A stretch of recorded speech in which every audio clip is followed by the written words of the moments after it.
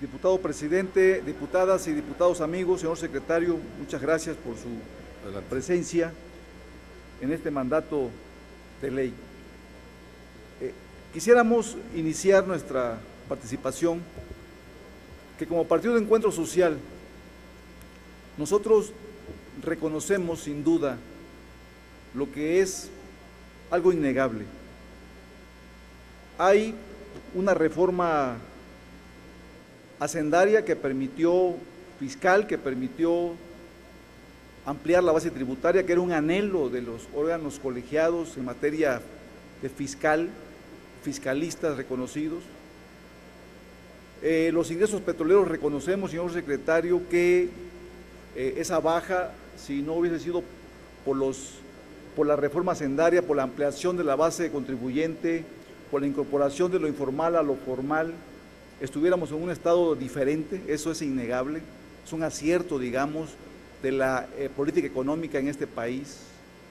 Lo que también es innegable es, y hay que reconocerlo, que si la economía es la ciencia que estudia los recursos en su término práctico, si la economía es la ciencia que estudia la producción, la distribución de bienes y servicios para satisfacción de las necesidades humanas y por supuesto la generación de riqueza, nos estamos quedando corto en un concepto económico básico porque somos la voz de los que no tienen voz.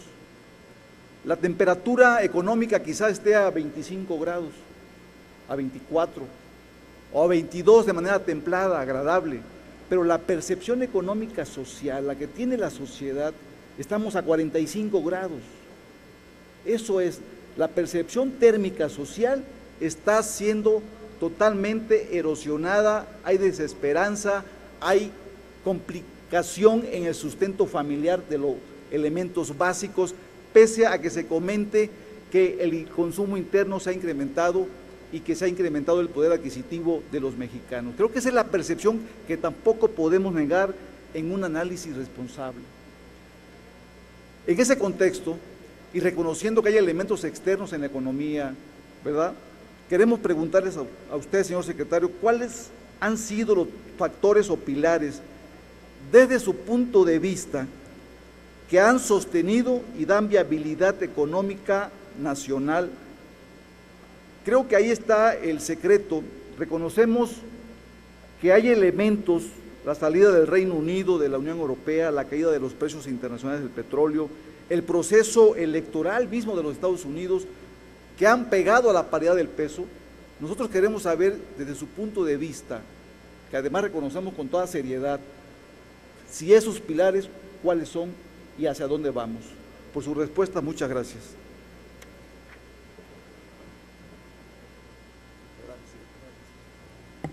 Gracias, diputado. Adelante, diputado Meade. Muchas gracias, presidente. Perdón, secretario Meade. Está bien, lo otro también está bien. Agradecerle al diputado Guízar la pregunta. Yo creo que toca a nosotros, en este momento complicado, ayudar a echarle agua fría a esa calentura térmica que todos estamos sintiendo. Y la mejor forma de echarle agua fría es conducir, como aquí se ha hecho, un debate serio, un debate responsable, alrededor de lo que es muy importante para la vida del país, que es su paquete económico. Yo creo que aquí hemos acreditado todos, no solamente voluntad, sino compromiso de que el país tenga el año que entra el mejor paquete económico posible, en un entorno muy complicado, pero en un entorno también en donde se ha hecho mucho, en el Ejecutivo y en donde se ha hecho mucho desde el Congreso, para que tengamos los mejores instrumentos para preservar nuestra capacidad de crecimiento. Una economía crece por cualquiera de diferentes razones. Crece porque crece el gasto, y ese tiene un límite que hoy hemos alcanzado. Crece porque crece el consumo, crece porque crece la inversión o las exportaciones. Y lo que nosotros vemos hoy en México es una economía que tiene un crecimiento balanceado en términos de los sectores que lo impulsan. El más importante, y es un tema que hay que aquilatar, porque atrás de él está mucho trabajo compartido, mucho trabajo coordinado, es lo que vemos que está pasando en el mercado interno. Por mucho tiempo se dijo que México era una economía que tenía un crecimiento desbalanceado, porque descansaba fundamentalmente en las exportaciones. Y efectivamente, si uno ve la dinámica de crecimiento hace algunos años, descansaba fundamentalmente en lo que pasara con la producción industrial en Estados Unidos. Ese era nuestro principal indicador y el principal elemento que explicaba nuestro crecimiento. Si crecía la producción industrial, crecían las exportaciones y crecía el país. Este año, la producción industrial en Estados Unidos habrá de caer el 0.9% del PIB, manteniendo una tonía que ha estado presente ya por algunos años. Por lo tanto, el aliento de la producción industrial en Estados Unidos no ha estado ahí para acompañar nuestro crecimiento y, sin embargo, hemos incrementado nuestra presencia en el mercado estadounidense. En los últimos 4 años, en donde Estados Unidos no ha crecido, nuestra participación en ese mercado, el más grande del mundo, ha crecido 11%. Eso quiere decir que una vez detone la producción industrial, la economía mexicana está lista para sacarle provecho. ¿Dónde ha estado hoy nuestro mayor dinamismo? En el mercado interno. Y ese mercado interno solamente nos da dinamismo si se genera en el empleo, si se acompaña de un crecimiento en el salario, si se acompaña a las familias de los espacios de crédito para hacerse de vivienda, para apoyar sus decisiones de consumo, para acompañar sus decisiones y su impulso empresarial. ¿Qué vemos hoy? Vemos ese empleo, vemos ese crecimiento al salario, vemos esa evolución positiva del crédito, vemos un crecimiento muy importante en las ventas del ANTAD, 4.1%, el mayor incremento desde el 2006. Vemos un crecimiento en las ventas de Walmart, 5.6%, el mayor desde 1998. Vemos un crecimiento en las ventas de autos. Hoy es un mal día para celebrarlo, con cargo a que es el día sin automóvil, pero estamos contentos de ver un crecimiento de 19.6% anual, el mayor crecimiento en los últimos 16 años. Y lo vemos así expresado en un crecimiento del PIB no petrolero de 3% durante el segundo trimestre del 16, del sector servicios 3.2%, del sector agropecuario 3.8%. Si nosotros pudiéramos corregir por el bajo dinamismo de la producción industrial americana y si pudiéramos corregir por lo que ha venido pasando en la plataforma energética, en la plataforma petrolera, estaríamos observando crecimientos muy cercanos al 4%. Solamente corrigiendo la plataforma petrolera estaríamos observando un nivel de crecimiento del 3%. Esto es, el crecimiento está ahí, la economía mexicana es competitiva, la economía mexicana tiene capacidad de aprovechar un mejor entorno cuando este mejor entorno llegue, pero para que podamos hacerlo tenemos que darle a la economía mexicana certidumbre, responsabilidad en el manejo de sus finanzas públicas, porque una economía mal manejada, a una economía irresponsable, una economía que no ajuste el gasto en tiempo, una economía que pretende seguir gastando por arriba de sus ingresos, una economía que no reconozca la complejidad del entorno que la rodea, a esa economía, bajo ningún modelo y en ninguna circunstancia, le llega el crecimiento y por lo tanto lo que tenemos que hacer es preservar la que tenemos para que podamos aprovechar las oportunidades que juntos estamos construyendo. Gracias, secretario Meade. Para los comentarios correspondientes, hasta por 3 minutos, el diputado Guízar Valladares. Muchas gracias.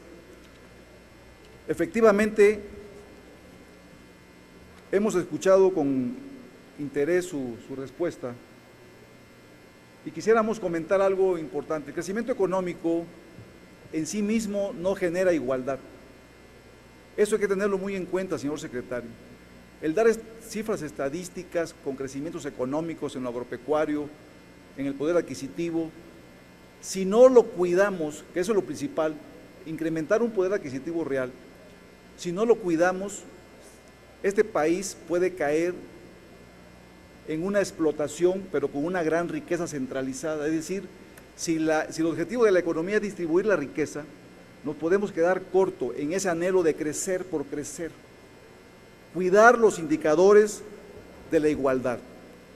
Escuché en su participación primera en esta tribuna el crecimiento económico de 2.5, el consumo interno 3.5, transformar a Pemex,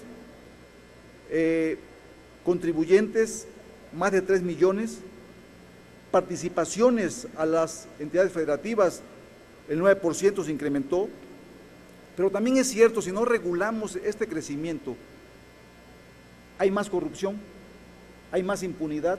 Ahí está Veracruz, un estado donde la corrupción es, donde quiera que le toques y levantes una hoja de fiscalización, hay corrupción, hay impunidad. Ahí está Puebla, encubiertos con los APP, la deuda pública no es la que se maneja, es decir, no solo basta decir que estamos creciendo si tenemos a un país con desigualdad, con desempleo. Los retos son grandes. Nosotros, en torno al paquete económico, le queremos dar un comentario en materia migratoria. El discurso político es solidario del Ejecutivo Federal hacia la clase migrante, hasta ese fenómeno migratorio. Sin embargo, viene el paquete económico en cero con el famoso Fondo de Apoyo a Migrante. Los 300 millones de pesos que nos costó como Comisión de Asuntos Migratorios luchar con todos los grupos parlamentarios, rescatar, hoy vienen en cero.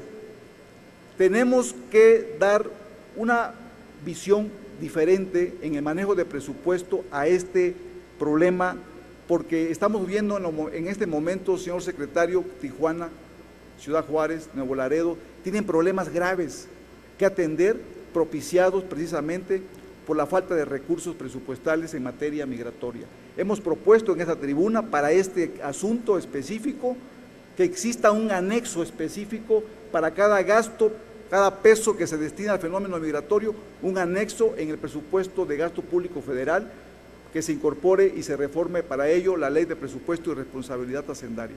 Son elementos que como ciudadanos interesados en el fenómeno migratorio creemos que podemos resolver un asunto de vital importancia para los mexicanos, toda vez que las remesas han servido para los equilibrios de las finanzas públicas y estamos hablando, de acuerdo al Banco de México, de más de 24,000 millones de pesos. Muchas gracias. Gracias, diputado Guízar.